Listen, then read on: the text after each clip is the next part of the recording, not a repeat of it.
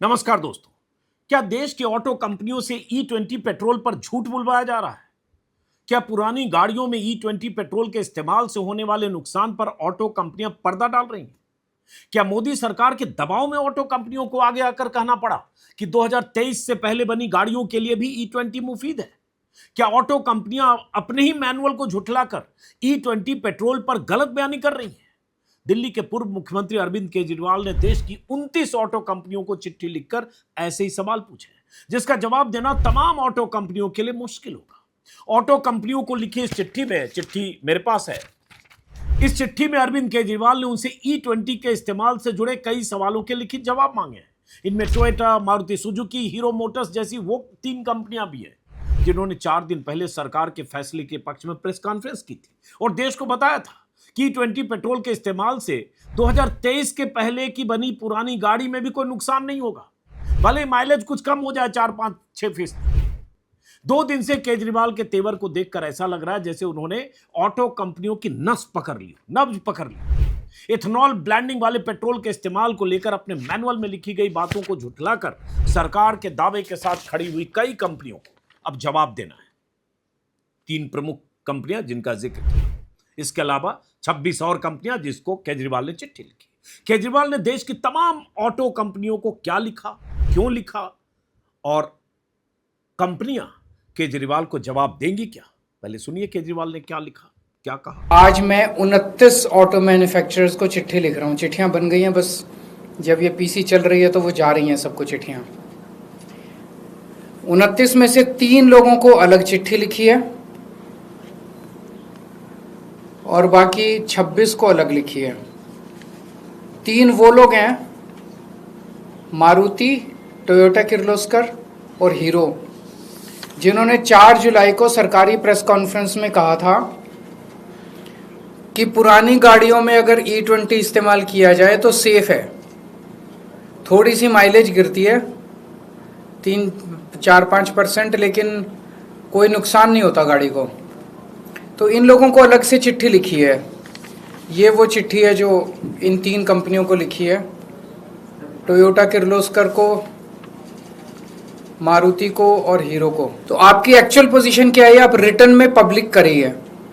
इस चिट्ठी लिखने के 1 हफ्ते में आप क्लियर जवाब दीजिए कि क्या पुरानी गाड़ियों में E20 पेट्रोल इस्तेमाल किया जा सकता है, क्या उसकी वजह से केवल 4-5% ही माइलेज कम होती है और क्या उसकी वजह से कोई नुकसान नहीं होता। अरविंद केजरीवाल ने इन ऑटो कंपनियों को अपनी चिट्ठियों का लिखित जवाब देने के लिए 1 हफ्ते का वक्त दिया है और इस बीच आज ये भी ऐलान किया कि वो अब सड़क पर उतरेंगे।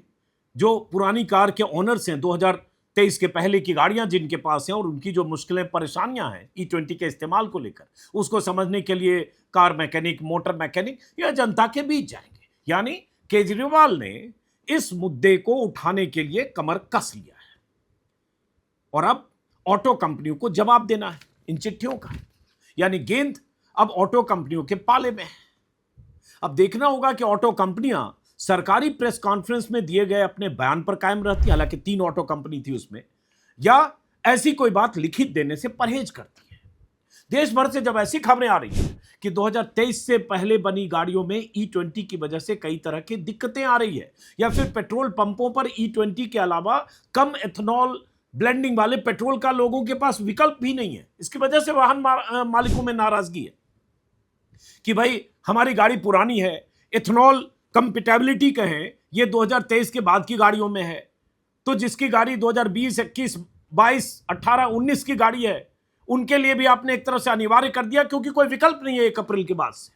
और उनकी गाड़ियों में तरह तरह की समस्या आ रही है। ऐसे बहुत जगह से लोग बोल रहे हैं, car mechanic, motor garage, auto parts की रिपेयरिंग जहां होती है, हर जगह से शिकायतें आ रही है। ऐसे बहुत सारे वीडियो वायरल हो रहे हैं और सरकार न सिर्फ इन दावों को खारिज कर रही है बल्कि सरकार के पक्ष में इसीलिए अभी 4 दिन पहले प्रेस कॉन्फ्रेंस करके ऑटो कंपनियों ने कहा ना ना ना ना, किसी भी कार में इस्तेमाल करो, कोई फर्क नहीं पड़ेगा, माइलेज थोड़ा बहुत कम हो जाएगा।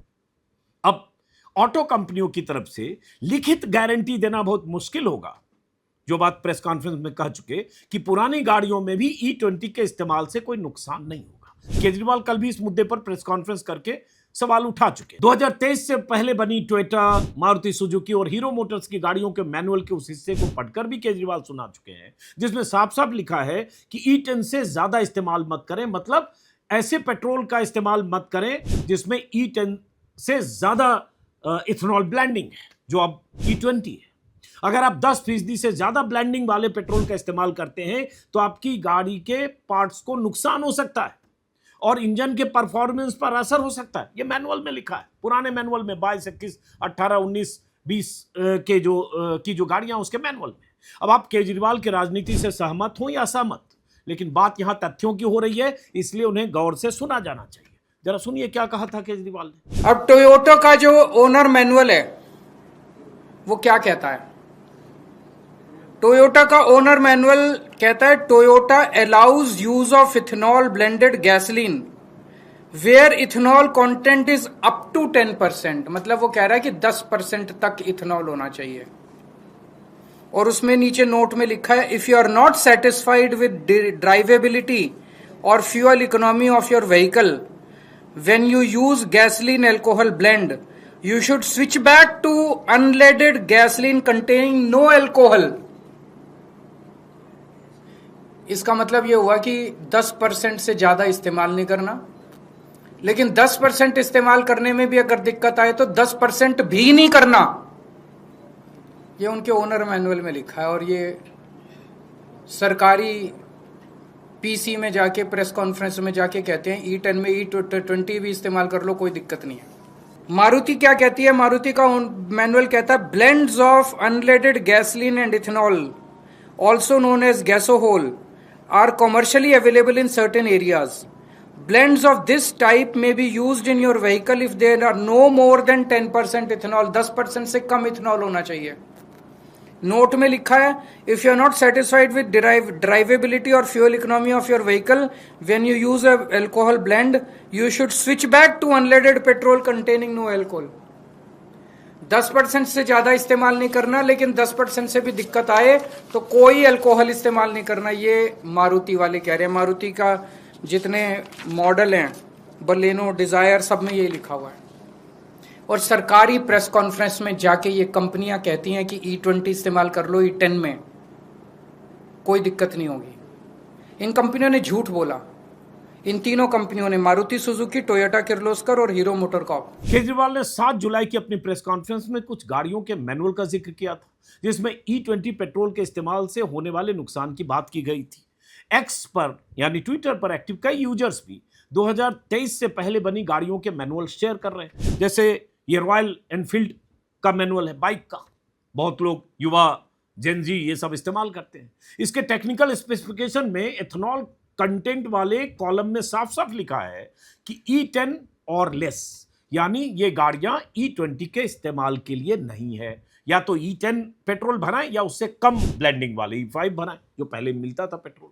इसी मैनुअल में साफ साफ लिखा है कि अगर 10% एथेनॉल से ज्यादा पेट्रोल इस्तेमाल किया तो कई तरह के नुकसान हो सकते हैं। फ्यूल टैंक की अंदरूनी कोटिंग या पेंट खराब हो सकती है। फ्यूल लाइन में लगी रबर की पाइप, रबर ट्यूब खराब हो सकता है। तेल के टैंक में जंग लग सकती है। गाड़ी की ड्राइविंग परफॉर्मेंस खराब हो सकती है, चलने की क्षमता खराब हो सकती है। गाड़ी के मैनुअल में हाईलाइट करते हुए एक नोटिस भी दिया गया है, सब सोशल मीडिया पर वायरल है, जिसके मुताबिक अप्रूवल से ज्यादा ब्लेंडिंग वाले पेट्रोल के इस्तेमाल से गाड़ी के फ्यूल सिस्टम में के मेटल, रबर और प्लास्टिक पार्ट्स खराब हो सकते हैं। इसी तरह Toyota, Maruti Suzuki, hero Motors और भी कई गाड़ियां, उनके मैनुअल सोशल मीडिया पर वायरल हो रहे हैं। हर मैनुअल में यही लिखा है कि E10 से ज्यादा ब्लेंडिंग वाले पेट्रोल का इस्तेमाल नहीं करें, नुकसान हो सकता है। तमाम ऑटो कंपनियों ने 2023 से पहले बनी गाड़ियों के मैनुअल में ये सब अगर साफ साफ लिखा है तो फिर ऐसी क्या मजबूरी हो गई कि E20 पर बवाल के बाद 4 जुलाई को सरकार के समर्थन में बड़ी बड़ी ऑटो कंपनियां मैदान में आ गई। अरविंद केजरीवाल ने दावा किया कि ऑटो कंपनियों ने सरकार के दबाव में झूठ बोला। केंद्र सरकार ने 6 ऑटो मैन्युफैक्चरिंग कंपनियों को बुलाया और बोला तुम प्रेस कॉन्फ्रेंस करके जनता को कहो भाई E20 ठीक है। ये 6 कंपनियां कौन सी हैं? Maruti Suzuki, Toyota Kirloskar, Hero MotoCorp, Hyundai Motor, Bajaj Auto, TVS Motor Company. इन 6 को कहा भाई तुम प्रेस कॉन्फ्रेंस करो और तुम जनता को बोलो भाई E20 सही पेट्रोल है, और अगर आपका व्हीकल E10 है तब भी E20 चलेगा, आपका व्हीकल E20 नहीं है तब भी चलेगा, आपका व्हीकल अगर E10 E0 पे E5 पे चलने वाला है तब भी चलेगा। तो ये 6 कंपनियां आई, इन 6 में से 3 कंपनियों ने सरकार को मना कर दिया भाई हम तो ये इतना बड़ा झूठ नहीं बोल सकते। 3 कंपनियों ने झूठ बोला। ये 3 कंपनियां कौन सी हैं जिन्होंने झूठ बोला? मारुति सुजुकी, टोयोटा किर्लोस्कर और हीरो मोटोकॉर्प। अरविंद केजरीवाल ने सवाल तो बहुत वाजिब उठाया है, वो सवाल जिसका जवाब देश के 22-24 करोड़ लोग जानना चाहते हैं, जिनके पास 2023 से पहले के मॉडल की गाड़ियां हैं और जिनके पास E20 के अलावा दूसरे पेट्रोल का कोई विकल्प सरकार ने छोड़ा नहीं है। दरअसल हुआ यह था कि 4 जुलाई को सरकार ने E20 पर उठ रहे सवालों का जवाब देने के लिए बड़ी प्रेस कॉन्फ्रेंस बुलाई थी। मकसद था देश के लोगों को बताना कि E20 ही हर गाड़ी के लिए मुफीद है, कहीं कोई दिक्कत नहीं है। खाब खा लोग सोशल मीडिया पर हल्ला कर रहे हैं। तब मंच पर सिर्फ सरकारी अधिकारी ही नहीं थे, देश की ऑटो कंपनियों के नुमाइंदे मौजूद थे। Maruti Suzuki, Toyota, Hyundai, hero Motors, TVS और बजाज ऑटो। उस दौरान मंच पर ऑटो कंपनियों की तरफ से कहा गया कि E20 हर गाड़ी के लिए सुरक्षित है, उन गाड़ियों के लिए भी जो E10 कंपेटेबल गाड़ियां हैं। टोयोटा के रिप्रेजेंटेटिव विक्रम गुलाटी ने कहा कि E20 लागू करने से पहले पुरानी गाड़ियों पर भी व्यापक परीक्षण किए गए थे और भारत की टेस्टिंग प्रक्रिया अंतर्राष्ट्रीय मानकों के मुताबिक है। मारुति सुजुकी ने भी अपने सर्विस नेटवर्क का डेटा सामने रख दिया। कंपनी के कॉर्पोरेट अफेयर्स के सीनियर एग्जीक्यूटिव राहुल भारती के मुताबिक पिछले 1 साल में मारुति ने 2 करोड़ 84 लाख गाड़ियों की सर्विस की। इनमें से 1.5 करोड़ से ज्यादा ऐसी गाड़ियां थी जो 3 साल पुरानी थी यानी मतलब 2023 से पहले की, जिन्हें मूल रूप से E20 के लिए सर्टिफाई नहीं किया गया। मारुति ने दावा किया कि इतने बड़े सर्विस डेटा में उन्हें E20 की वजह से जंग या पार्ट्स में खराबी के कोई ठोस सबूत नहीं मिले। कंपनी ने यह भी कहा कि मौजूदा पेट्रोल गाड़ियों में E20 इस्तेमाल करने के लिए किसी रेट्रोफिटिंग की जरूरत नहीं। अब जरा समझिए रेट्रोफिटिंग क्या है। मान लीजिए आपकी पुरानी गाड़ी E10 के हिसाब से बनी है, आप चाहते हैं कि वह E20 पर भी बिना दिक्कत के चले, तो कंपनी उसमें कुछ पार्ट्स बदलती है, जैसे rubber seal, gasket, fuel hose या दूसरे कुछ ऐसे पुर्जे जो ज्यादा एथेनॉल को सह सके। यही रेट्रोफिटिंग है। अब यहां दिलचस्प बात यह है कि अगस्त 2025 में खबरें आई थी कि मारुति 10 से 15 साल पुरानी कारों के लिए E20 अपग्रेड किट लाने की तैयारी कर रही है। कहा गया कि इस किट में E20 resistant rubber seal, gasket, fuel hose, कुछ प्लास्टिक और मेटल पार्ट्स शामिल हो सकते हैं। लेकिन अब कंपनी कह रही है कि मौजूदा पेट्रोल गाड़ियों में ऐसी किसी रेट्रोफिटिंग की जरूरत ही नहीं है। हीरो मोटर्स का भी यही दावा है। कंपनी का कहना है कि उसके सर्विस डेटा में E20 इस्तेमाल करने वाली 2 पहिया गाड़ियों में पहले की तुलना में नुकसान के मामले नहीं बढ़े। यानी कंपनियों का कहना साफ है कि E20 सुरक्षित है। किसी भी गाड़ी में भरवा लो, चाहे 10 साल पुरानी गाड़ी हो, चाहे 8 साल पुरानी गाड़ी हो, चाहे E20 के हिसाब से ना बनी हो, चाहे सिर्फ E10 उसके मैनुअल में लिखा हो। लेकिन ARAI यानी automotive research association of India की एक अनपब्लिश्ड रिपोर्ट में कहा गया, जो टाइम्स ऑफ इंडिया, एक्सप्रेस जैसे अखबारों में खबर छपी, उसके मुताबिक E20 के इस्तेमाल से पुरानी गाड़ियों के कुछ रबर पार्ट्स को नुकसान हो सकता है।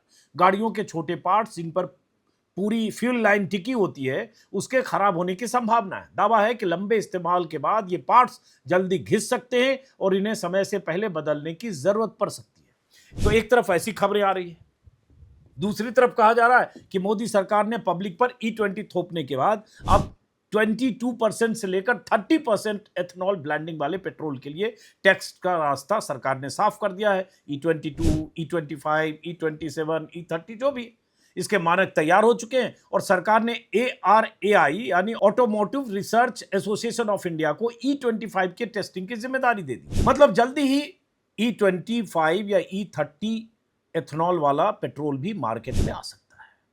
दरअसल मई 2026 में BIS ने E22, E25, E27 और E30 के भारतीय मानक जारी कर दिए। सरकार का कहना है कि जब भी ये ईंधन बाजार में आए, उनकी क्वालिटी पहले से तय हो। जून जुलाई 2026 से ARAI ने E25 का फील्ड टेस्ट शुरू कर दिया है। ये टेस्ट उन गाड़ियों पर हो रहा है जो अभी E10 और E20 पर चल रही हैं। ARAI की टीम इन गाड़ियों को लगभग 1.5 लाख किलोमीटर तक चलाएगी, जिसके बाद टेस्ट में यह देखा जाएगा कि माइलेज पर कितना असर पड़ता है, ईंधन की सेहत पर क्या असर पड़ता है और लंबे टाइम तक इस्तेमाल के बाद पार्ट्स, सील और फ्यूल सिस्टम पर क्या असर पड़ता है।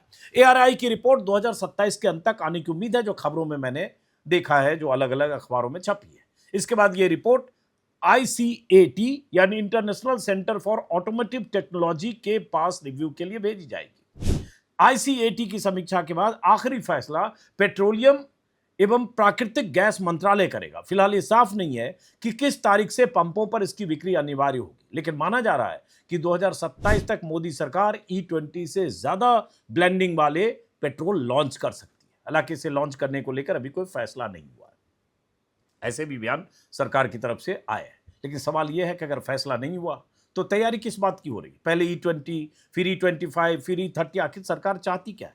सोचिए, गाड़ी आपकी है, पैसा आपका है, ईंधन चुनने का अधिकार आपको नहीं है। आपकी गाड़ी में पेट्रोल सरकार के तय मानकों और फैसलों के हिसाब से होगा। आपके पास विकल्प नहीं होगा कि आपकी गाड़ी पुरानी है, E20 कंपेटेबल नहीं है, तो आप E10 या E5 डलवा सके। जबकि दुनिया के कई देशों में जहां दशकों से ये प्रयोग हो रहे हैं, वहां वाहन मालिकों के लिए कई तरह के पेट्रोल के विकल्प मौजूद हैं और इस बारे में विस्तार से मैंने 4-5 दिन पहले वीडियो में बात की है, इसलिए मैं उसे रिपीट नहीं करूंगा, जिसमें चूंकि हर बार बात अमेरिका, जर्मनी, ब्राजील की होने लगती है, तो वहां क्या व्यवस्था है उसको समझने के लिए आप मेरे उस 5-6 दिन 4 दिन पहले के वीडियो को देख सकते हैं। ARAI की अनपब्लिश्ड रिपोर्ट के मुताबिक 4 पहिया वाहनों के कई इंजन टेस्ट किए गए। एक BS4 इंजन E20 पर बिना किसी दिक्कत के चलता रहा, लेकिन एक BS6 टर्बो इंजन में करीब 265 घंटे की टेस्टिंग के बाद समस्या आई। वहीं एक दूसरे निर्माता के इंजन पर 809 घंटे की टेस्टिंग के दौरान एग्जॉस्ट वाल्व में थर्मोमैकेनिकल फेलियर देखा गया, यानी लगातार गर्मी और प्रेशर की वजह से वाल्व में खराबी आई। 2 अलग अलग कार कंपनियों के परीक्षणों में भी साफ नतीजे अलग अलग आए। एक कंपनी की गाड़ी 400 घंटे तक बिना किसी बड़ी समस्या के चली, जबकि दूसरी कंपनी की गाड़ी में कई तकनीकी खामियां आई। हालांकि 2 व्हीलर की टेस्टिंग में ऐसी कोई बड़ी समस्या नहीं आई। रिपोर्ट में कुछ बातें और भी कही गई है। दावा यह है कि E20 से मेटल के पार्ट्स पर कोई नुकसान नहीं होगा। गाड़ियों से निकलने वाला एमिशन भी तय मानकों के भीतर रहा, लेकिन माइलेज 2 से 4%, 5%, 6% तक की कमी दर्ज की गई। और ऐसा जो एक्सपर्ट है वो ऑन रिकॉर्ड खुद ही मान रहे हैं, सरकार मान रही है, हरदीप पुरी मान चुके, माइलेज में थोड़ी कमी आएगी। माइलेज के अलावा असली चिंता है इंजन और फ्यूल सिस्टम की लंबी उम्र को लेकर। दरअसल एथेनॉल पेट्रोल से अलग तरह का ईंधन है, उसमें ऑक्सीजन ज्यादा होती है और यह पेट्रोल की तुलना में नमी भी ज्यादा खींचता है। ऐसे में अगर कोई गाड़ी शुरू से एथेनॉल वाले इंजन को ध्यान में रखकर नहीं बनाई गई तो लंबे समय में उसके कुछ पुर्जों पर असर पड़ सकता है। कई ऐसे ऑटो इंजीनियर की चिंता है कि रबर और प्लास्टिक के पार्ट्स में नुकसान और खराबी हो सकती है। बार बार मैं कह रहा हूं, मेटल पार्ट्स पर कोई खराबी नहीं, लेकिन देश के लोगों के लिए वो भी मैटर करता है कि अगर प्लास्टिक पार्ट्स या जो रबर पार्ट्स खराब। हालांकि सरकार और ऑटो कंपनियों का कहना है कि E20 सुरक्षित है। बार बार सरकार की तरफ से कह रहा हूं, जो सरकार करे, घबराने की कोई जरूरत नहीं। लेकिन सवाल यह है कि हमारी आपकी जेब पर कितना असर पड़ेगा, क्योंकि गाड़ी खरीदने के बाद सबसे बड़ा खर्च पेट्रोल और मेंटेनेंस पर होता है और यहीं से शुरू होती है असली कहानी। दरअसल E20 पेट्रोल के साथ चलने वाली नई गाड़ियों में ऐसे कई पार्ट्स लगाए जा रहे हैं जो एथेनॉल रेसिस्टेंट होते हैं, तभी उसको एथेनॉल E20 के लिए कंपेटेबल बताया गया। यानी ऐसे मटेरियल जो ज्यादा एथेनॉल वाले ईंधन को लंबे समय तक सहन कर सके। इनमें सबसे अहम है fuel hose, rubber seal, gasket, O ring और कुछ ऐसे प्लास्टिक के फ्यूल जो पार्ट्स हैं, वो कुछ ऐसे मेटल के पार्ट्स जिन पर एथेनॉल और नमी का असर कम हो। नई गाड़ियों में कंपनियां अब ऐसे मटेरियल का इस्तेमाल कर रही हैं, लेकिन सवाल साल 2023 से पहले की करोड़ों गाड़ियों का है। अगर किसी पुरानी गाड़ी में लंबे समय के बाद इनमें से कोई पार्ट्स खराब होता है तो उसका खर्च किसकी जेब से जाएगा? हमारी आपकी जेब से, जिसकी गाड़ी है। अब खर्च को समझिए, लोग कह सकते हैं कि ठीक है, कुछ प्लास्टिक के अगर पार्ट्स या तेल टंकी में, फ्यूल हॉज में कुछ खराबी हुई तो क्या हुआ, लेकिन वही कीमत किसी पर 3,000, 5,000, 4,000, 7,000, 10,000 लग सकता है किसी को, और लोगों के लिए मायने रखता है। कई बार ऐसा हो सकता है कि पूरा फ्यूल सिस्टम, फ्यूल लाइन बदलना पड़े, वो खर्च 3,000, 5,000, 7,000 तक एक साथ हो। तो एक तो ये हो गया, और दूसरा माइलेज की बात। चूंकि माइलेज एक बड़ा फैक्टर होता है जब मध्यम वर्ग के लोग गाड़ियां खरीदते हैं, बाइक खरीदते हैं, कार खरीदते हैं। मुझे लगता है ऐड कई गाड़ियों के, मारुति का ऐड किसी ज़माने में वैसे ही आता था, हीरो होंडा का फिलिट, फुलिट, शट इट, ऐसा कुछ ऐड आता था, मारुति का ऐड भी मुझे याद है, कितना माइलेज देगी, इस तरह का ऐड आता था। तो वो 2%, 4% या 5% माइलेज उन लोगों के लिए मैटर करता है। पहले भी मैंने अपने वीडियो में बोला। इसलिए ये कहना कि माइलेज से कोई फर्क नहीं पड़ता है, 4-5% पड़ता है, इतना ही तो पड़ता है, नहीं। जिनके लिए 4-5% मायने रखता है, उनको तो वो भी नुकसान हो रहा है। जबरदस्ती आप उनकी गाड़ियों में अगर इथेनॉल ब्लेंडिंग वाले E20 भरवाने के लिए मजबूर कर रहे हैं, क्योंकि आप कोई ऑप्शन नहीं दे रहे हैं। और इन सब से फायदा किसको हो रहा है? सरकार को फायदा हो रहा है, सरकार का खजाना भरेगा। अभी एक आंकड़े आए थे कि 10 साल में इथेनॉल ब्लेंडिंग की वजह से सरकार को लगभग 1,90,000 करोड़ का फायदा हुआ। तेल कंपनियां मुनाफा कमा रही है। वाहन मालिकों को इससे क्या फायदा हो रहा है?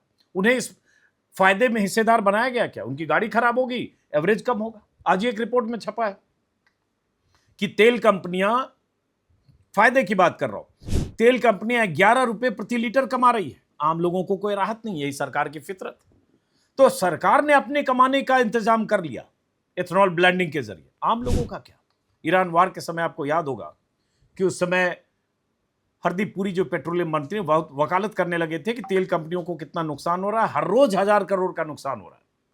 और उस समय एक स्थिति यह थी कि कच्चा तेल $150 प्रति बैरल तक पार कर गया था। 100-125 के बीच तो अक्सर रहा। लेकिन अब इंडियन बास्केट का कच्चा तेल, आज ही खबर छपी है कि $67 प्रति बैरल है, 6 महीने के सबसे निचले स्तर पर। लेकिन तेल की कीमतें उससे कम हो गई क्या? अगर अंतर्राष्ट्रीय बाजार के हिसाब से आप चिंता में बहुत घुलकर आप तेल की कीमतें बढ़ा सकते हैं, तो अगर अंतर्राष्ट्रीय बाजार में तेल की कीमतें 40%, 50%, 60% कम हो गई जहां से आपने बढ़ाया, तो फिर इसका मुनाफा, इसका फायदा पब्लिक को हुआ क्या? ये बड़ा सवाल।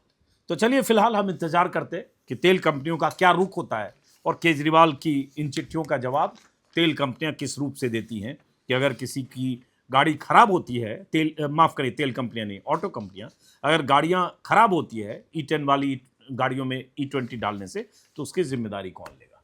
फिलहाल नमस्कार।